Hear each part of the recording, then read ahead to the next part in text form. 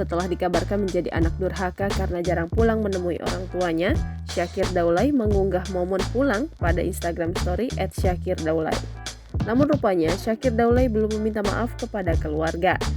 Dikutip dari YouTube Sambal Lala pada Selasa 28 Februari 2023, Zikri Daulay mengaku Syakir Daulay hanya memanfaatkan momen pulangnya sebagai konten.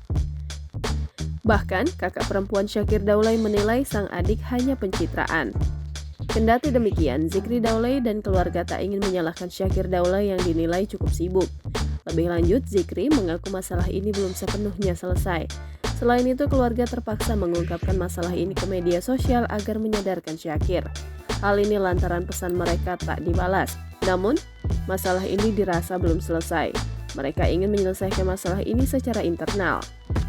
Dalam Instagram Story, Syakir Daulay mengunggah momen dirinya berada di rumah.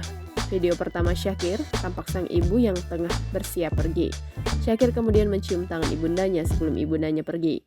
Pada story berikutnya, Syakir terlihat di teras rumah seorang diri. Ia menambahkan lagu Gelang Sipaku Gelang dengan cuplikan lirik Mari pulang, marilah pulang bersama-sama. Dalam story terakhir, Syakir duduk di teras bersama sang ayah. Gua belum ada minta maaf sama sekali. Hanya datang say hi, bikin story, hanya untuk publisitas dia aja. Mungkin seperti kata kakak saya di story Syakir kemarin, jangan pencitraan gitu. Mungkin itu yang dirasain kakak. Jangan lupa subscribe, share, komen, dan like ya.